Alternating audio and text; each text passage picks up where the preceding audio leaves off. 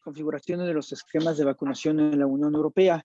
Solamente que para abordar este tema, yo creo que sí es muy importante poder establecer que hablar de un esquema de vacunación no es simple y sencillamente concentrarse en esto que es la vacunación, sino pensar de manera un poco más global y contestar algunas preguntas básicas, relativas a por qué es importante este esquema de vacunación.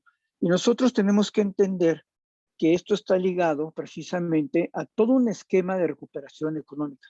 Es decir, la Unión Europea y todo el mundo en general cayeron en una situación de crisis económica de alguna manera que se generó precisamente por la pandemia. Entonces, la vacunación entra en un esquema precisamente para poder recuperar parte de esa capacidad económica y por supuesto también un lugar en el mundo. Entonces, esto cruza cuestiones que tienen que ver con economía, cuestiones que tienen que ver con geopolítica, cuestiones que tienen que ver con prestigio y por supuesto cuestiones que tienen que ver también con visiones netamente estatales, más allá de lo que pueda existir en la Unión Europea. Entonces, en esta lógica, a mí me gustaría primero compartir esta pequeña cuadro, esta pequeña tablita, en la cual nos da cuenta un poco de las proyecciones de crecimiento y que evidentemente están considerando todo el impacto de lo que fue el COVID. Nosotros tenemos, por ejemplo, y ahí sí me gustaría, creo que esto funciona así, ¿verdad? Déjenme ver. Sí, justo nos está compartiendo tu segunda lámina, Damaso. ¿No se ve? No, solo estamos viendo la presentación, pero sigue en la primera lámina. No me digan. Sí, si quieres dejar de Esta, compartir y volver a intentarlo, seguro ya. bueno, lo voy a hacer porque, ok, voy a dejar de compartir. Va de nuevo. De hecho, la tengo abierta.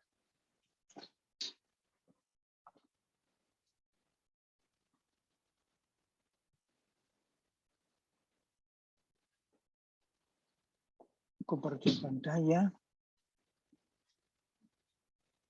Aquí está. Verlo en... No sé si ya se ve, Michelle. Lo seguimos viendo, pero no se pone en presentación. Ahorita ven la lámina de la Sí, tabla. la primera lámina nada más, y del lado izquierdo se ve el esquema de toda tu presentación. Pero qué raro porque ya lo puse para Ahí ya compartir. vemos la tercera lámina. Pero la ven completa, ¿no? No. Bueno, es que cuando le doy compartir, bueno, es que cuando le doy esta cosa de presentación con diapositivas, es Ujú. como cuando se traba. Pero a ver, Ya. Pues entonces así nada más tienes que bajarle del lado izquierdo, me supongo, en las presentaciones. a ver, ahí ven la primera lámina, creo, ¿no? Sí. Ahí ven la segunda, No. No. ¿no? Mm. Qué A lo pena. Ahí, mejor está eligiendo otra, ¿no? Dentro del cuadro a lo mejor se está yendo por otra, puede ser, no, en realidad ¿no? le estoy dando con las flechas o con la flechita de acá, pero es cuando le doy, ahí sí ven el Ahí cuadrito, sí. pues solamente que sea así, Sí. porque de otra manera, qué pena, Sí. pero de otra manera creo que no se va a poder. Bueno, ahí sí ven el cuadrito, está Sí. muy bien. Sí, muchas Les gracias. quería yo ahí señalar precisamente cómo Estados Unidos tiene una proyección de crecimiento económico que pasa de una cifra negativa de -6 a 4.4 para el 21 y luego se establece reduciéndose al 3.5. Es importante porque estamos hablando también de una alianza, de una geopolítica.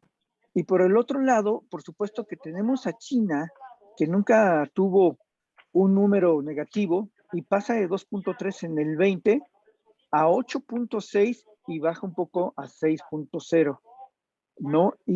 Pero si nosotros tomamos la zona euro, no representa un gran crecimiento, pero sí pasa de una cifra negativa de -6 a 4.4 y después baja en el 21 a 3.8. Esto es importante porque evidentemente están considerando los impactos del COVID y las capacidades que cada región o cada país pueda tener.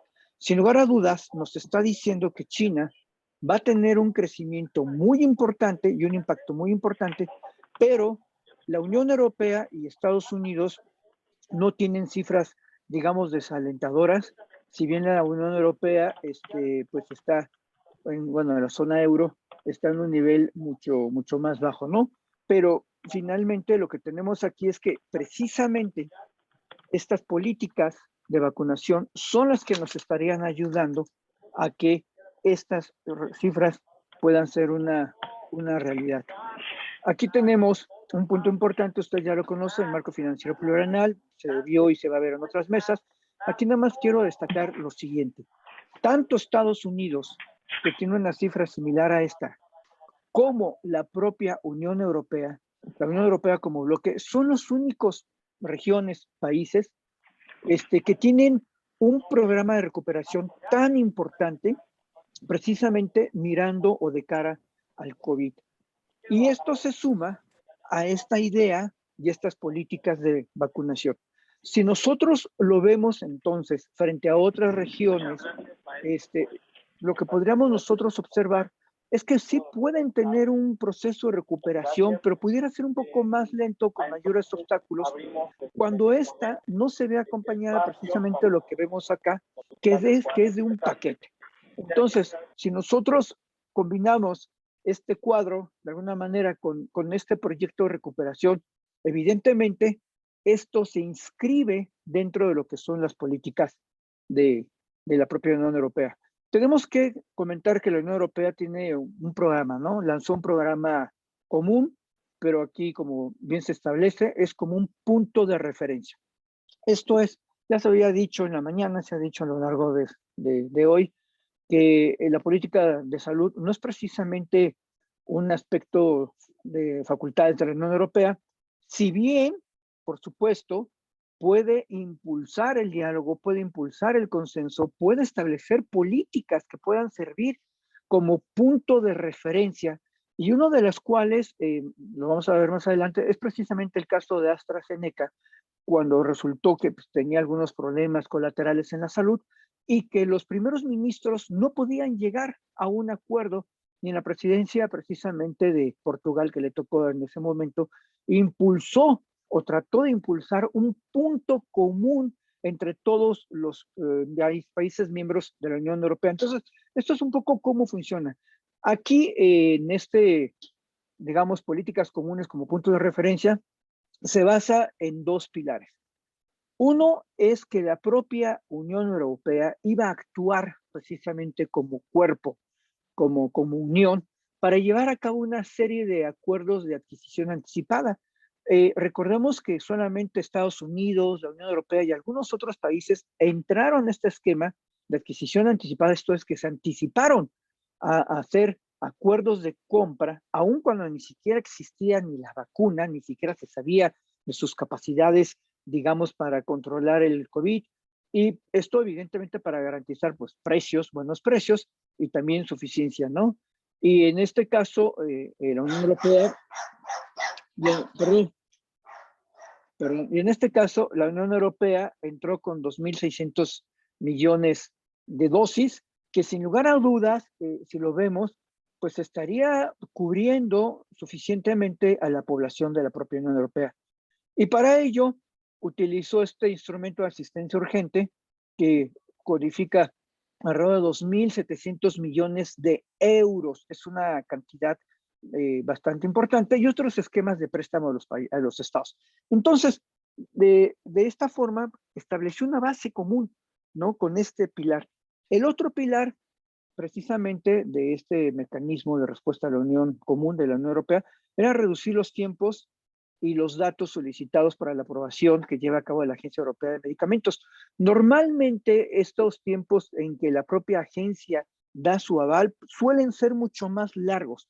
Entonces aquí lo que se trató de hacer fueron estos llamados mecanismos de emergencia, que por emergencia se aprobaba, digamos, alguna vacuna de manera más expedita, pero al mismo tiempo toda la documentación y todos los papeles que normalmente se estarían solicitando también se redujeron a lo mínimo, al tiempo que se estimulaba también con este pago anticipado a que se hicieran ya inversiones por parte de las empresas para la producción masiva de estas vacunas, al mismo tiempo que estaba en proceso de aprobación en la Agencia Europea de Medicamentos. Entonces, digamos, estos dos son los pilares, pero al mismo tiempo, digamos, forman parte del corazón de este mecanismo común, junto con la coordinación de las respuestas nacionales, esto es que hubiera una suerte de política común donde todos fueran caminando en la misma línea, una información objetiva sobre la pandemia, se establecieron también mecanismos de la propia Unión Europea en los cuales los estados dan información acerca de cuántos contagiados, cuántos hospitalizados, cuántos decesos, qué tipo de vacunas, primera dosis, segunda dosis, en fin, todo esto, ¿no? Y que sirva para tener un panorama muy claro del asunto. El reconocimiento de las mejores prácticas, para que de alguna manera, eso es una política que siempre opera en varios campos de la Unión Europea, precisamente para obtener cuáles son aquellas prácticas que dan los mejores resultados y por supuesto también las medidas contra las otras o las nuevas variantes. También como objetivos entonces se estableció el de garantizar la calidad, la seguridad y la eficacia. Esto es pensando básicamente en las vacunas, el acceso oportuno y el acceso equitativo y factible. Y que técnicamente, digamos, con estas compras anticipadas, con este fondo de emergencia, se pudiera haber cumplido con esto. Evidentemente, sabemos que no fue así.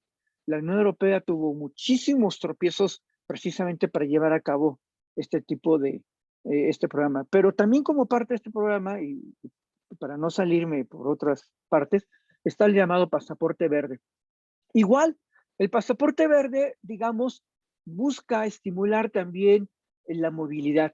Sabemos que ya viene verano, sabemos que se han perdido muchos empleos, que hay una verdadera crisis, y precisamente el pasaporte verde estaría estimulando esta movilidad para que la gente ya pueda tomar toda suerte de transportes, no pueda viajar a otras partes, a otros lugares de Europa, y sin lugar a dudas, esto pudiera significar el poder estimular el sector turístico, el sector restaurantero, así de otros servicios también de la Unión Europea, que sabemos es un porcentaje importante de aportación a la economía y a los PIBs de varios países de la Unión Europea. Aquí, en principio, sería algo, digamos, digital, pues estarían nuestros celulares, nosotros lo tendríamos aquí como cuando pasamos al cine, ahí estaría nuestro código QR y bueno, aquí hay algunos problemas que debo mencionar. Uno es de que sería con base en aquellas vacunas que la propia Agencia Europea de Medicamentos ya hubiera sancionado. Pero tenemos países, particularmente Europa Central, Europa del Este, que utilizaron otro tipo de vacunas y que no están sancionadas por la propia Agencia Europea. Y esto evidentemente causaría como una especie de discriminación, de alienación de aquellas personas que no tuvieran este tipo de vacunas reconocidas por la Unión Europea y se vería minimizada también sus derechos o sus posibilidades de poder viajar a otros lugares de Europa. Y no solamente es el viaje, es la entrada a ciertas oficinas, a ciertos lugares, o sea, es como una especie de división y eso es una crítica que se ha hecho sustancialmente y que esto pudiera convertirse también en una especie de pasaporte de élite para aquellos que sí tienen todo el esquema de vacunación completa y adicionalmente, pues bueno, con las vacunas sancionadas. Y eso es el otro punto, que tiene que ser un esquema de vacunación completa, lo cual sabemos que están a la mitad, el 51%. Entonces, para que esto sea factible y funcional, tendría que ser una vacunación netamente masiva y de doble dosis. Entonces, esto todavía, debemos decirlo, está muy lejos, no es algo que esté a la vuelta de la esquina. Por último, está el famoso COVAX, que es importante porque está dentro de este mecanismo, donde la Unión Europea había dicho que daría 500 millones, después apenas comentó que otros 500 millones, entonces estaría dando 1.000 millones de euros, lo cual la convierte en una de las mayores aportadoras a este mecanismo de COVAX. Ahora, ¿qué es lo que pasó? Bueno, lo que pasó es que cada país siguió su propia lógica de vacunación. Tenemos esto, pero cada país respondió, por supuesto, de acuerdo a sus necesidades, de acuerdo incluso al tipo de gobierno en funciones democrático, menos democrático, y de acuerdo a sus necesidades políticas también a los esquemas de vacunación. Entonces, no se siguió propiamente estas directivas, cada quien se fue por donde quiso de alguna manera, ¿no? Ahora, nosotros sabemos también que hay una suerte de flexibilización y que conforme se fue dando la política de vacunación, se fue modificando. En un inicio, insisto, fue un desastre realmente la respuesta de la Unión Europea en general al COVID, como también en otros países, no solamente la Unión Europea. Y finalmente se fueron cambiando los criterios considerando algunos elementos. Uno es la situación epidemiológica, cómo va el desarrollo del COVID. El otro es la capacidad, eso es uno de los puntos más importantes, la capacidad de producción y oferta de vacunas, que en realidad fue lo que detuvo este gran arranque porque tenían un calendario a nivel comunitario que no se cumplió, precisamente por este punto de la producción y la oferta de vacunas. El otro, por supuesto, que también es importante es la eficacia de las diferentes vacunas. Ahí debemos tomar en cuenta la vacuna de AstraZeneca, que estaba dentro del paquete de la Unión Europea y que tuvo que ser de alguna manera limitado por algunos días. En otros países definitivamente ya no se utilizó. Precisamente tiene que ver con esto. Y también la Janssen o la Johnson Johnson, que también tuvo algunos problemas colaterales de salud. Entonces, considerando, digamos, todos estos elementos, es que los países de la Unión Europea siguen sus propias políticas y dinámicas para vacunación. Perdón, aquí está. Otros países difirieron precisamente de sus esquemas de vacunación, derivado de que no llegaba la producción en tiempo y forma. Recordemos estas demandas que incluso la propia Unión Europea o algunos países intentaron contra AstraZeneca porque estaba dotando de vacunas primero al Reino Unido y a otros países antes que a la propia Unión Europea. Entonces hubo ahí también, y esto hay que marcarlo, una geopolítica de poder, una geopolítica económica, digámoslo así, también de las propias farmacéuticas, ¿no? Y que países o estados enteros o una unión como la Unión Europea también se vieron la necesidad de confrontarlas incluso judicialmente. Entonces, por esto también algunos países difirieron sus esquemas de vacunación hasta 42 días, ahí está Austria, Noruega, República Checa, en fin, y 35 días Bélgica y Polonia, porque tuvieron precisamente estos problemas de oferta de la vacuna. Y el otro elemento que toman en cuenta ellos es precisamente estas capacidades de comunicación y logística. En este sentido, yo quisiera mostrarles estos planos, estos planos serios. El primero del 12 de enero y el segundo del 15 de enero. En términos generales, sabemos que la vacuna inició en marzo del año pasado, bueno, el año pasado empezó a subir, luego bajó, tuvo una curva ascendente importante en octubre, noviembre, particularmente noviembre, o octubre, noviembre, diciembre, precisamente del 2020, luego en el 24 nos llegó la Navidad a todos porque fueron a nivel mundial estoy hablando, fueron de los puntos más altos de la curva, bajó de alguna manera un poquito, volvió a subir en febrero, ¿no? En enero, particularmente aquí está enero 12, que es de los momentos más álgidos precisamente de este año. En términos generales, digamos, si lo ponemos en comparación en todas las curvas ascendentes, este sería una fecha importante. Y ahí tenemos nosotros, si vemos Estados Unidos, todavía está muy colorado, precisamente. Tenemos aquí países, bueno, Gran Bretaña, véanlo, Portugal, pero en general la Unión Europea está sobre los 100 más o menos, ¿no? casos por millones de personas o un poco más, quizá 250, entre 100 y 250.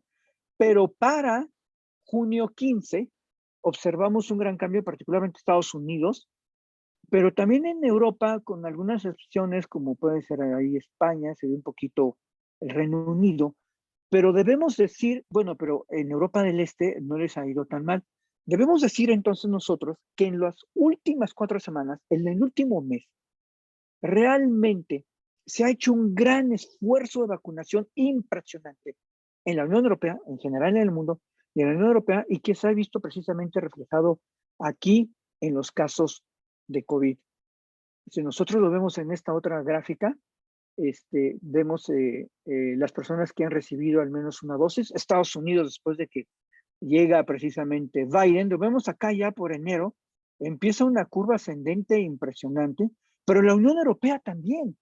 Básicamente por ahí ya de febrero, un poquito después de Estados Unidos, también tiene una clara curva de ascendencia. Si nosotros lo vemos a nivel mundial, es lo que les comentaba, que en el último mes, en las últimas 4 semanas, ahí se ve junio 16, pero bueno, son las últimas 4. Lo que nosotros tenemos es una curva netamente ascendente.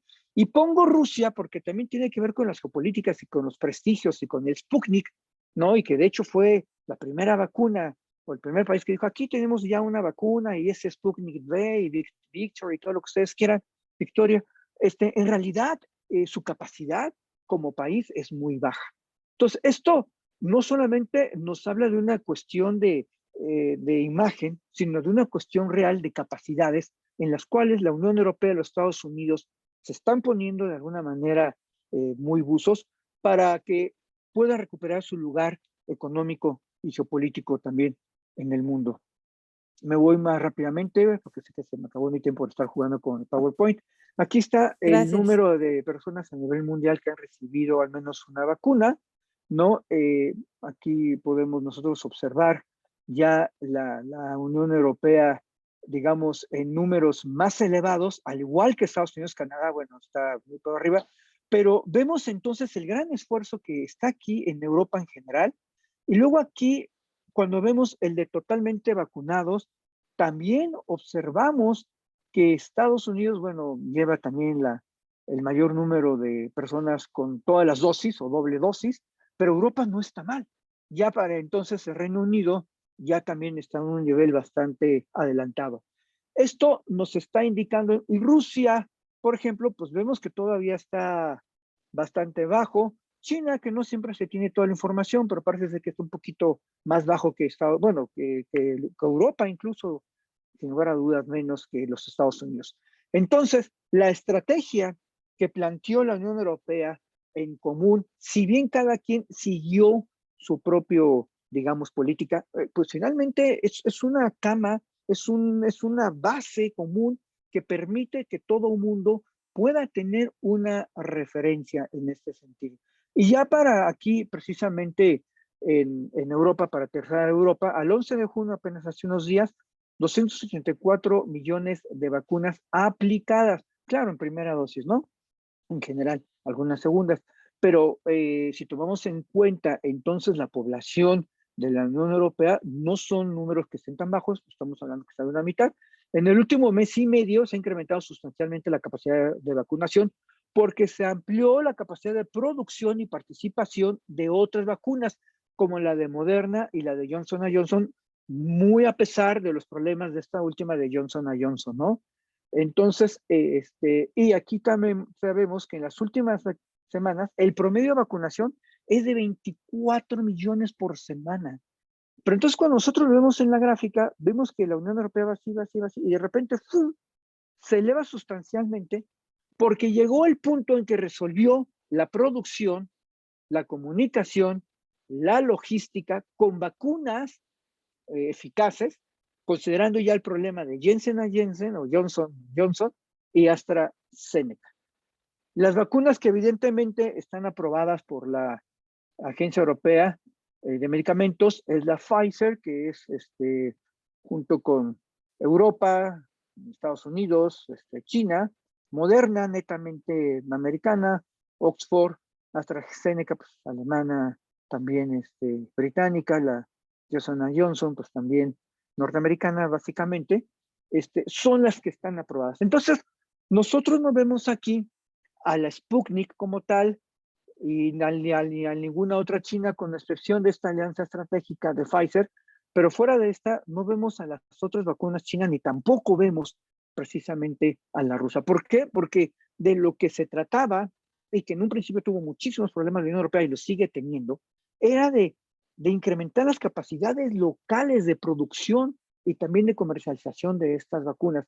Que aquí lo que tenemos no tiene todas la Unión Europea. Si tomamos en cuenta el problema que existe con Oxford AstraZeneca y con Pfizer, que no es netamente, totalmente europea, ni tampoco moderna, entonces no le queda, digamos, mucha capacidad a la Unión Europea de decir, pues sí, yo puedo confiar en esta, digamos, empresa que es con capital mayoritario europeo y que está situada en Europa.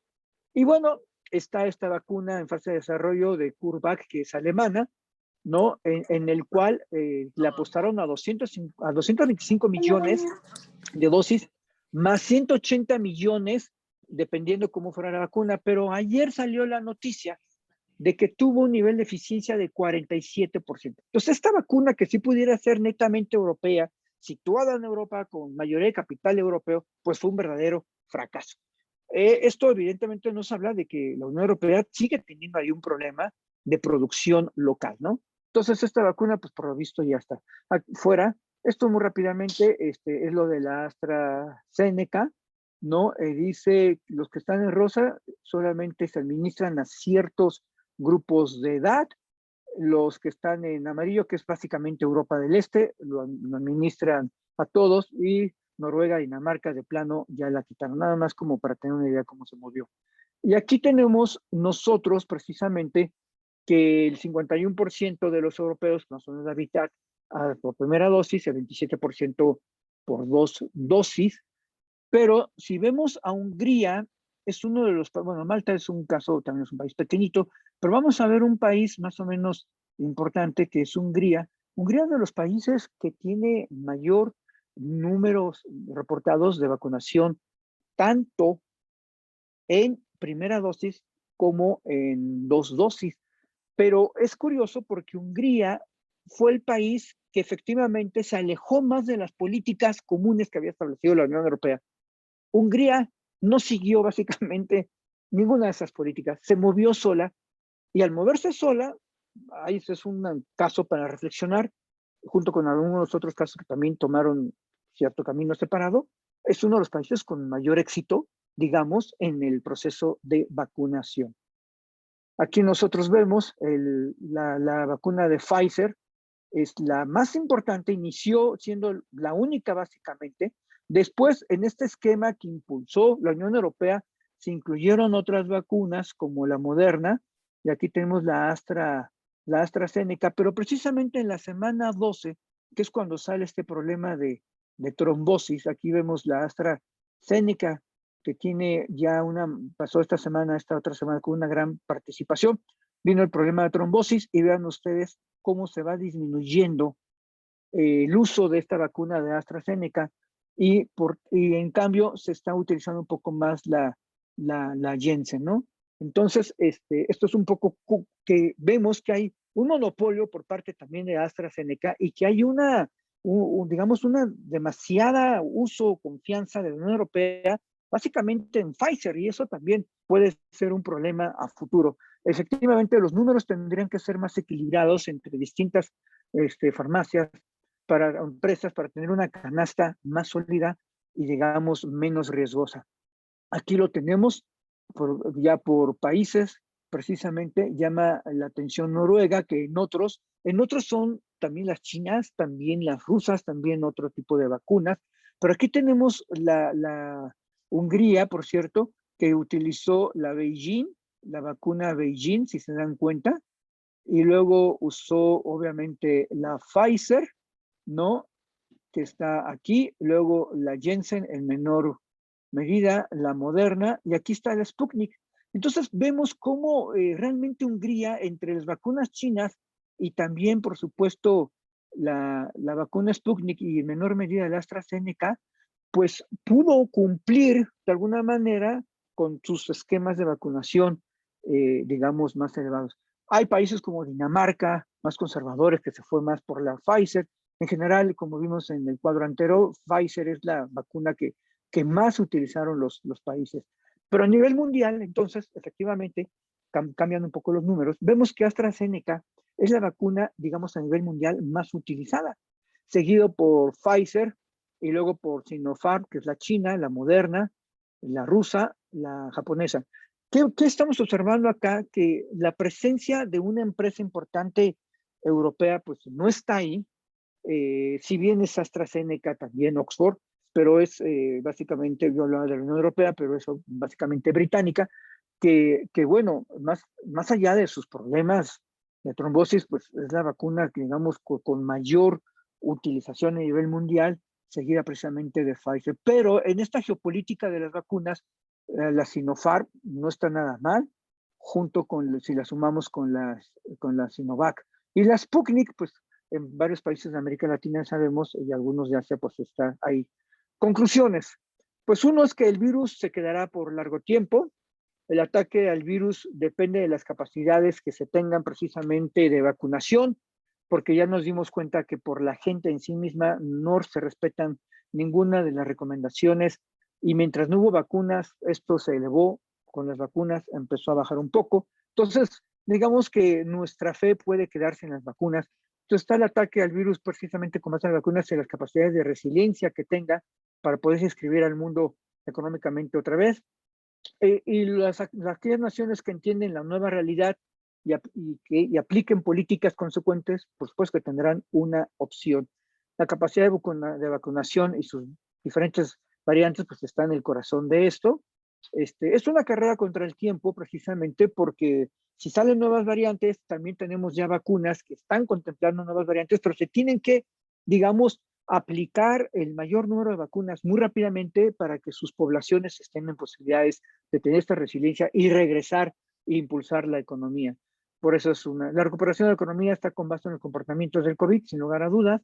La vacunación, pues insisto, es el centro, las variantes, y bueno, y los programas de recuperación, que insisto, los tiene Estados Unidos y los tiene la Unión Europea.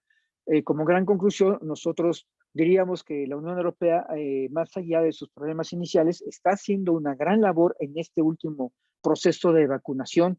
Tiene este hándicap que todavía tendrá que impulsar industrias comunitarias precisamente en esta materia porque vienen a futuro. Estados Unidos acaba de anunciar hoy o ayer de que también ya sacó una píldora para paliar precisamente los síntomas del COVID y en general de cualquier otro virus y que sin lugar a dudas también le va a poner un lugar importante. Muchísimas gracias. Y dejo de compartir. Muchas gracias, maestro.